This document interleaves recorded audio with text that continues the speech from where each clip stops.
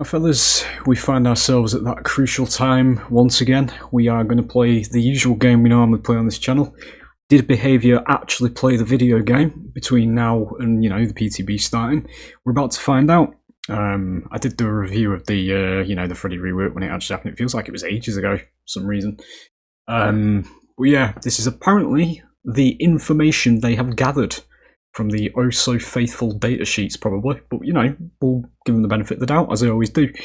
We're just going to read through it. I'm going to provide my actual, my honest reactions, as I always did. I did it with the initial announcement and all that kind of stuff, my general consensus, just before we go in with this, is, the Freddy rework. Everybody started screaming about it and all that kind of thing. I just thought it was, it existed. He's not a killer that I was particularly interested in myself. I'll just preface it by saying that, so I'm not going to be as hyped as everybody else is. Obviously, for the Freddy mains, this is a very nice time. But yeah, as I say, it is what it is, basically. I just wasn't blown away by it, but I wasn't disappointed at the same time. There was a couple of things that were a bit weird that they did from my perspective, but I'll go into that in a minute. So we're going to start by reading the little intro paragraph. After delivering a major update to the Nightmare's power and perks, we've been steadily unpacking all the feedback we've received post PTB. Now, this is already dangerous because it says we've been steadily unpacking all the feedback we've received from the PTB. The problem with this game is its community. The feedback that you're going to be getting is some of the most stupidest fucking shit you're probably going to hear, probably. And Behaviour, rather than playing the game, takes that as gospel, which is why the game's now actually wank and everybody's at each other's throats because they listen to the stupidest people. But anyway, we're pleased to see that many enjoyed the changes to the Nightmare's power. We did indeed, which ensured it was better than it was anyway. Which ensured players could use dream snares and dream pallets without having to choose one or the other. Arguably on, dream pallets because they were still fucking useless. Changing the former into projectiles was generally well received, and players enjoyed the addition of more active ability. Yep. While it was a solid start, there's still work to be done. Yeah, that's, another dangerous sentence. We've since made a few updates to its power, perks, and overall quality of life, which should improve the overall experience when these changes hit live, which is, at the time of recording this, tomorrow, but when the video goes out, it will be today. So, changes from PTB to live, the Nightmare. Dream snares. Here we go, boys. Increased hindered duration to 4.5 seconds was 4 seconds. Okay, right. Well, that's already a buff. We're starting off on buffs. More on that later. Increased cooldown to 7 seconds. Yeah, there it is. That's a nerf. Was 5 seconds. 7 seconds is a very long time in chase. But okay, we'll read what the actual, thing is in a minute, the logic behind it. Improve the sound cue when charging dream snares. That's another nerf. Good. Okay, dev notes. Nothing drastic here, mainly a few tweaks to improve quality of life and reduce the spam potential, particularly at high level play. Right, fellas, we're going to dip our toes into why this is actually the wrong thing to do yet again, because this is, again, a symptom of a developer that doesn't play the fucking game. You seriously need to stop nerfing killers at high-level play, because once survivors get at least over the fucking bar of mid to high level, the game becomes very fucking one-sided for survivors. It is insanely fucking easy to play survivor at higher level. I've done this myself, yeah? I play both sides of this game. This is one of the principal problems with it, where you're just stripping killer power from the game for the sake of the fucking new players, Once you start winning 2 or 3 games as a specific killer, you will move out of the elo that this is being designed for, and you will soon realise that your favourite killer can no longer be fucking played because they're made trivial, Killers should be designed around high-level play, because that's where everybody who plays killer fucking ends up, because the casual party game has an MMR system in it, There it is, there's the first outburst, if you want to call it. There's a particular dark side of me, fellas, that just exists. It has to come out every now and then, because it's just... I've watched the genre be held back for fucking 9 years after the death of Evolve, so it touches a nerve. The sort of tweak to the cooldown should prevent those instances without sacrificing playability. It will at eye level. To compensate, we've increased the hindered status slightly, half a second, which is not enough. So they basically, it looks like it's good by them increasing 4.5 seconds, 4.5 seconds from 4 seconds. But they've also nerfed his cooldown, and this is something I also want to touch on. Because this is new player accessibility as well that harms the high level experience. This is the same situation as that big ass fucking obnoxious grunt the Huntress does whenever she pulls her hatchet out. This is in the game so that survivors don't have to actually keep looking behind them to make sure and keep an eye on what she's doing. They can just run forward and just listen for the sound when she pulls out of an hatchet, rather than there being potential there that they can miss windows by having to look at her to see what she's doing, that kind of stuff, That's what this is. So as soon as you want to use your power, they're going to get a big notification of it, which means they've got a massive period of time, which, translates to a small amount of time in a chase, but the brain works quickly. They have a big amount of time in terms of the brain to avoid it, essentially, or plan around it. So you'll be hitting your snares a lot less because of this sound cue. It's the same with Spirit. There's a sound cue that's actually a detriment to using a power, which is surgically implanted to do so.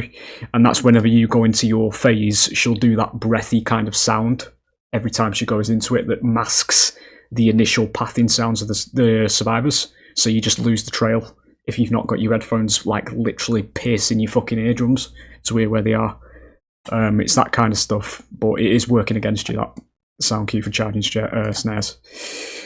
So buff, nerf, nerf, 2 nerfs, 1 buff. Okay.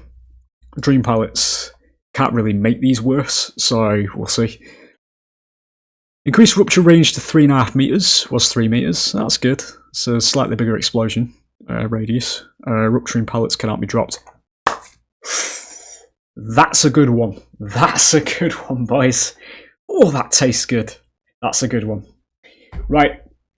This was fucking ridiculous on the PTB. I didn't see it. I saw footage of it because I only played a couple of bots games because I wasn't waiting in queue for about 10 minutes to be part of some fucking Twitch circle jerk.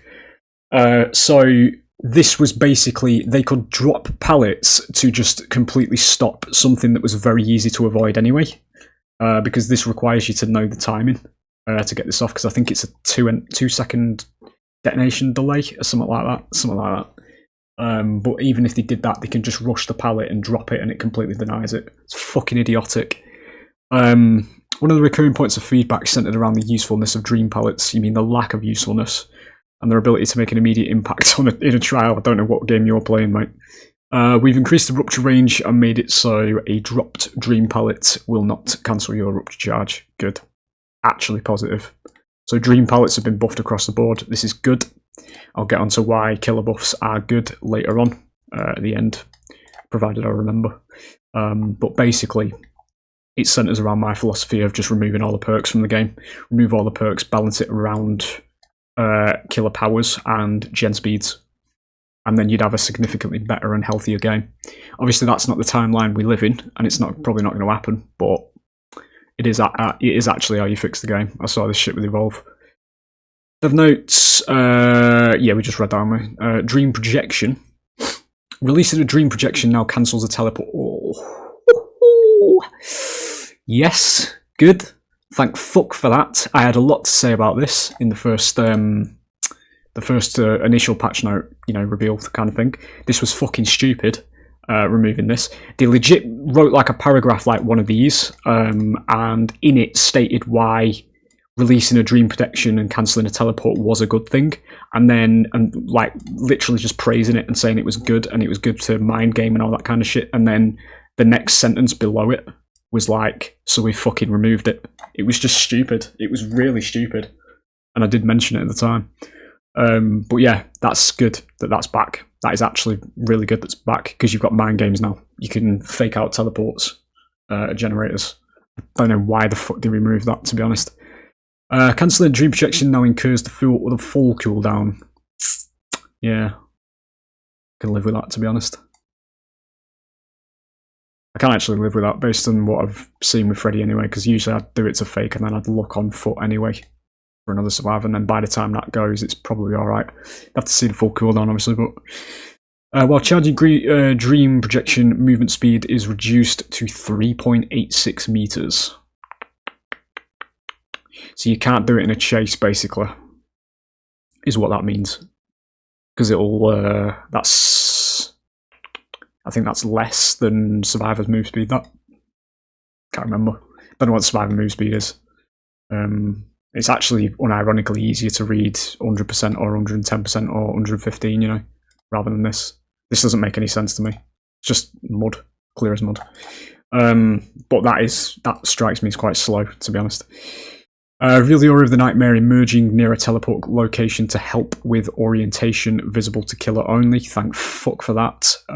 It's going to tell you which way you're going to be facing when you come out of the generator.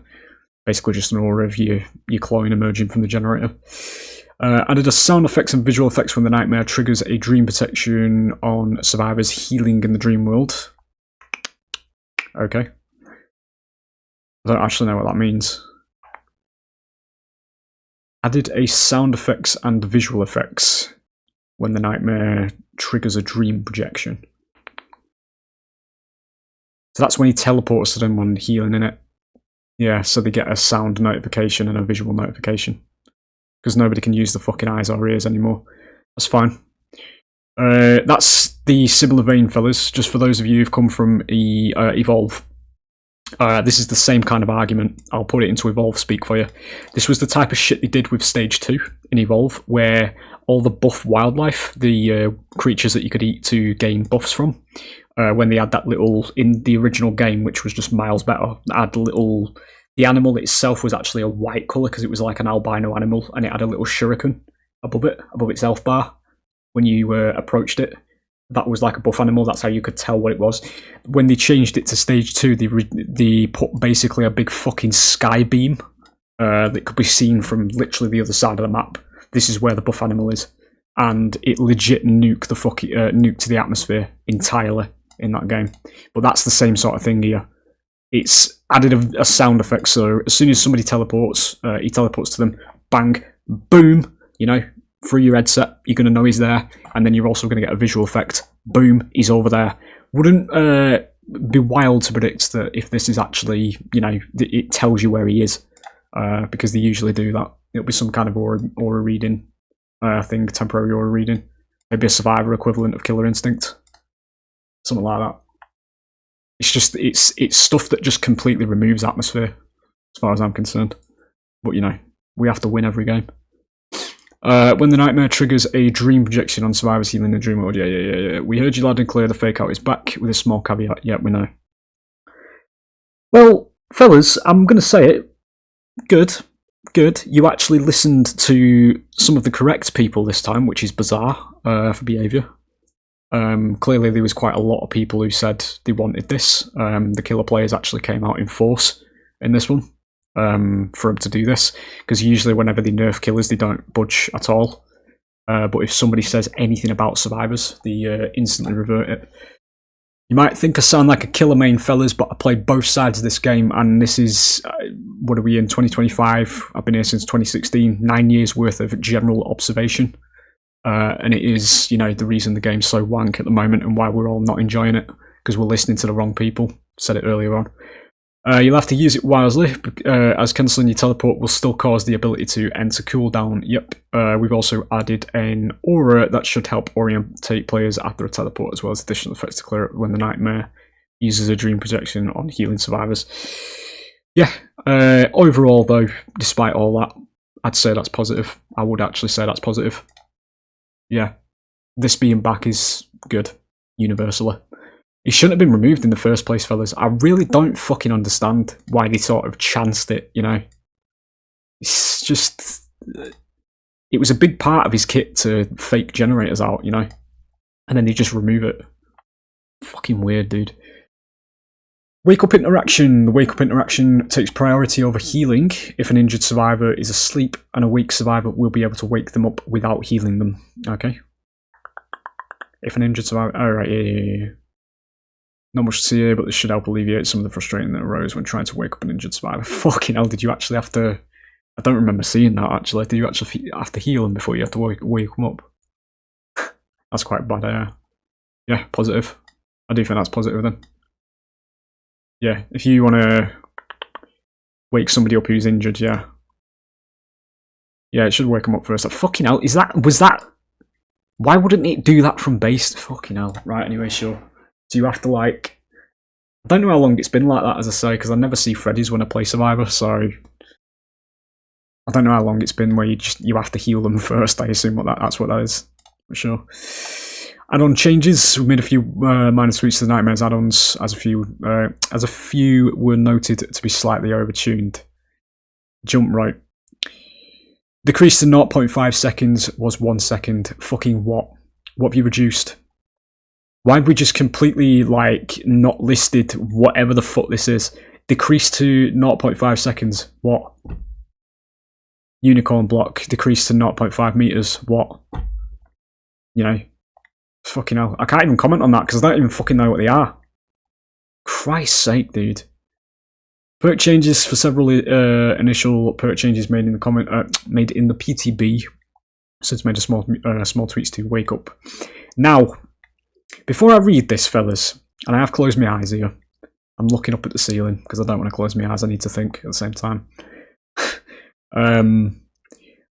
I've had a look on some of the DVD Reddits, and there's a lot of bitching going on about why this was an unwarranted nerf. And if you've been around my channel for a while, I'm here to tell you that whatever this nerf is, it's probably bullshit, and it should have been nerfed. And I'll go into why it should have been in a moment's time. We're going to read it. So, old. Once all generators are powered, exit gates are revealed to you while opening the exit gates. So he's listed the perk here, but we just couldn't be asked doing it for the add-ons up here. Great. Once all generators powered, exit gates are revealed to you. While opening the exit gates, reveal your aura to all of the survivors. While wake up is active, you open the exit gates. Yeah, too fast. New. Once all generators are powered, exit gates are revealed to you. While opening the exit gates, reveal your aura to all of the survivors. That's identical. For each survivor still alive, you open the exit gates 8, 10, 12.5% faster. That is quite a substantial nerf. Right, before I read what they're saying about it, I'm going to tell you what my point of view is here, right? Okay. It goes into the entitlement of having to escape every game. And I know it goes on both sides with the fucking, you know, oh, killers always complain that they never 4K. I know, and I sound like I'm one of them. But fellas, this is a horror game, okay? And you need to realise the nature of an ASIM isn't about winning all the time as the fucking 4, you know? This is the problem with the game, because these types of people that bitch about not escaping every game are the people that they fucking listen to, primarily. And they're making it so that these people get what they want. And it's ruining the game. It's the reason why the killer mains and the survivor mains are all at each other's throats. And it's a us versus them situation that keeps fucking intensifying with every patch. Because they're listening to the stupidest people in the community rather than the people that are speaking sense. You know, I make videos on this channel that show you consistent fucking evidence of the things that I'm complaining about through the videos. You know, when I start ranting and all I'm doing is complaining all the way through them, I give you the evidence on screen every time of how badly designed it's getting, this game. And in terms of this perk, this was fucking way too strong. And the reason it was way too strong was because if somebody had this at the very end game, right, and you'd completely outplayed this team, you've closed hatch, they will still get out 100% of the time, provided you're not any kind of traversal base killer. If you're not Billy, Blight, potentially Spirit, Nurse, you're fucked, basically, because they can just hide, wait for you to turn around and go and have a little peek at the other gate, and by the time you come back, they'll be fucking out the door, mate. They can legit. I've got videos of it happening, mate, where I've looked at a gate and I've said through the mic, I've said, right, they're not over there, not yet anyway, you know, and I've turned around, I've looked at the other gate, and then I've gone, right, and this is like real-time length as well, and I've gone, right, okay, they're not over there, turned back, they're fucking finishing that gate right now, and it's opening on the other side of the map, and they're out in that amount of time, realistically. There's no counterplay to it whatsoever, unless you're ranged. But even then, if immediately bolt towards them as a ranged killer, they'll get this off. And it's a free escape. It's literally a free escape. This is basically giving yourself a free hatch, essentially, at the end. You just have to wait for the killer to look in the other direction and then jump on the gate and you're out. I've seen it happen numerous times, dude. So this nerf is warranted. Because it's just a free escape perk. That's all this is. You do burn a perk slot, obviously, because this doesn't do anything until the end game, you know. But it's just one of those perks that's really cheap when you actually see it, you know. It is what it is anyway. But yeah, it is. To play devil's advocate here, that is quite a substantial nerf, though. I don't think it should have been that much, honestly. 12.5% is fucking massive from 50. But I think, because gate speeds at base are kind of quick to begin with, in terms of searching for gates, especially on like an indoor map and all that kind of stuff, you're basically free when it's the 50-50 at the end. You just, if you're unlucky and the killer's actually at that side, then yeah, you're fucked, and you should be, because that's what an ASIM is, you know, that's what a horror game is, you know, you're on the wrong side, so you die, you pay for it. We do this shit in single player games all the time, you know, when you laugh about it, you know, on stream. You run down the wrong corridor, you get killed, you know. You pick it up, you start again. But because it's a PvP environment and the character's piloted by somebody, we take personal fucking offence to it, you know. And that's the reason why we're having all this hand-holding shit in it, because Behaviour are just getting numerous streams of just absolute whining from Survivor players that are outpositioning themselves, be it intentionally or not, and refusing to learn from mistakes. They just want iframes and all this kind of shit, you know? It is what it is. I've seen it from fucking day one, boys. It never used to be like iframes and rulebooks and all that shit from the very beginning, you know? Obviously, early days DBD was something else. It was fucking imbalanced like fuck, but, you know, there wasn't all this really cheap shit. If you caught people and they were dead. It was what it was. See what they say about it. Dev note, we wanted to make sure that the perk had a clearer identity. In its previous state, it rode the line between self-centered and altruistic. Yeah. I do agree with that. Being self-centered, this was also stupid as well from the Survivor perspective, because you basically have people who just waited for the fucking team to die and didn't do anything. It's a similar situation with Soul Survivor. Soul Survivor is a perk that literally is just wait for your team to die and get gen speeds, I think it is.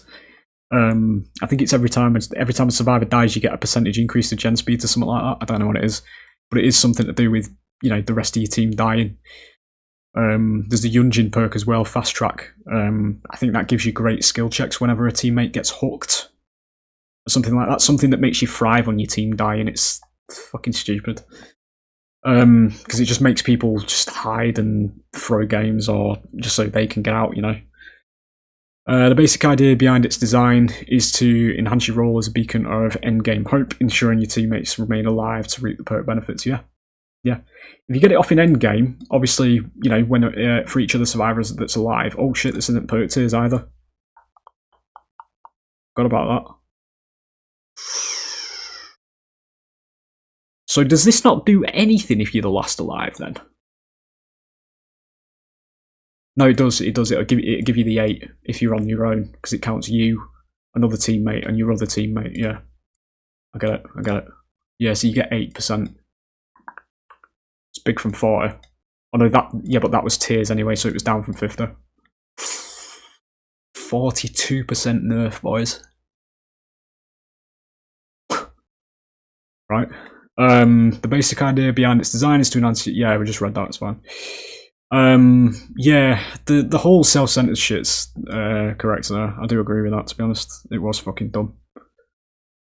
People will legit just wait for you to die and then get out for free with this. It was just a badly designed perk. I think this is a lot better, to be honest. But as I said at the very beginning, I'll get onto my philosophy of the game and how I'd make it better at the end of this, because I will go into it.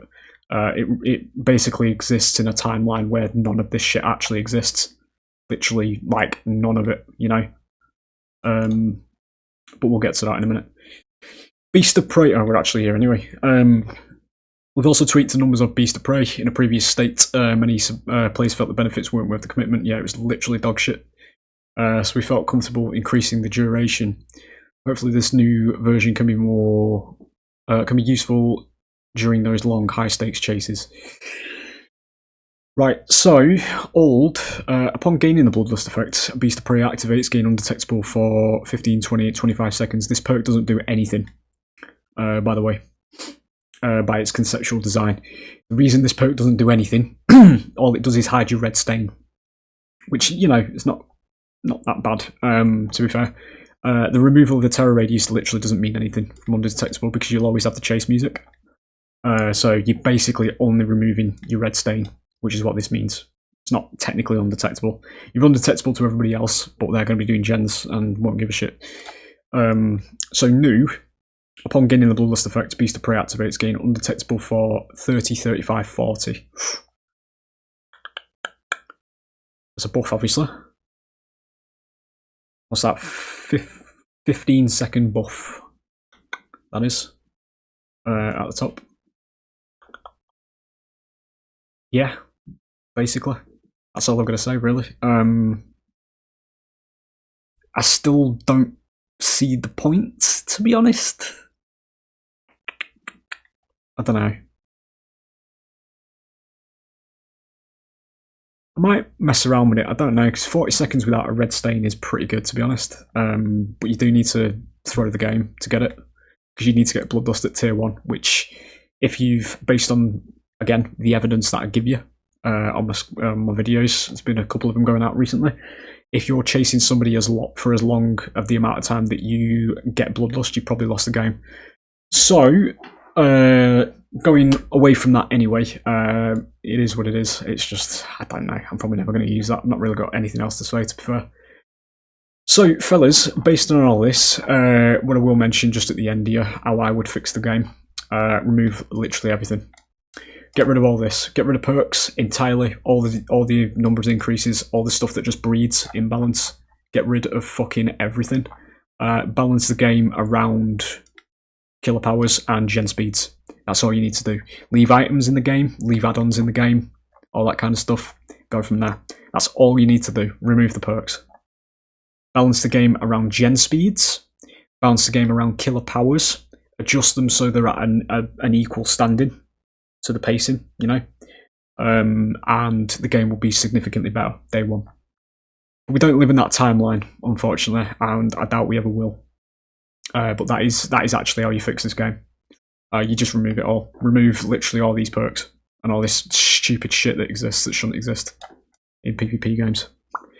Because I saw it with Evolve, mate, and Evolve died because of this shit, you know, when they switched it to stage 2, and they added 3 tiers, which is what this game has. They added 3 tiers of perks, and in each tier there was about 5 different ways you could increase your leap distances, you could increase your feeding speeds, you could increase how much damage you dealt, you could deal how much damage you took, you know, defense, attack, all this kind of stuff by percentages.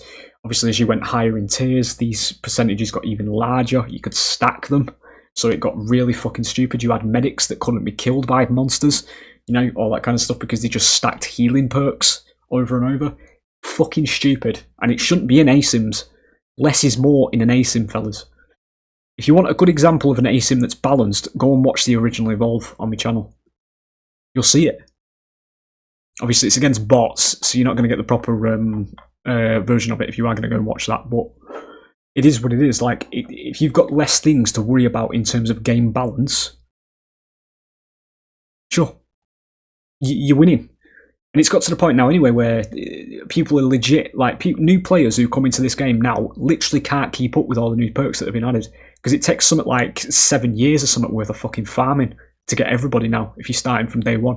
You know, if you want to get everybody to full P3, whatever, get all the perks sorted and all that kind of stuff, you know. It's stupid. It's really fucking dumb, dude. And the perks are really harming this game. I've said it time and time again. You get rid of all the iframe shit, you get rid of all the fucking gen defense shit, you won't need any of it, you know. Bar a couple of things, maybe. Actually, maybe. A couple of perks, maybe make them base kit. But again, that goes over when what's on my mind there is maybe making sprint burst and stuff like that, base kit for survivors, and things like that. But I do think, which is what sent me on this particular discussion the other day when I said the class system they use in 2v8 is significantly better than perks. It actually is. And I do think that if they did actually switch the game over to a class-based system and kept that in the 4v1 version permanently, the game would be better. Because they've literally, in the 2v8 mode, if they take it out of 2v8 and they just put it in the 1v4 and they balance it according to that, rather than giving them massive speeds and all that kind of thing, because 2v8 is like a joke mode kind of shit, you know. If they made it into a more serious, balanced kind of way, but used the class system itself, the game would be better. It fixed the issues. They fixed it in 2v8. There's no perks in 2v8. And the game's just more balanced, it's more fluid, you know, when you're playing it. Obviously, you can't really see the bigger picture, obviously, because there's 2 killers and there's 8 survivors. But if you put it into a 1v4 format, the base game, and just do that. If they do it like, if they do a mutator where they just do the class-based system in it, don't have it as a 2v8, just do the 1v4, but have the class-based system in it from 2v8. Just see how that goes. Because I'm telling you now, mate, it'll be fucking far better. I don't even have to, like, think. I don't even have to think, like, oh, maybe it won't be. No, it fucking will be. Miles better. There've been no iframes, there've been none of that fucking stupid shit that stops you from progressing as killer through the game if you need to get somebody out. You know, you got one gen, but everybody's running off the record. So if you don't chase different survivors each time, you're gonna lose. But then you lose anyway because you're chasing different survivors, and there's still 4 pair of hands in the round and all that kind of shit. You know, yeah.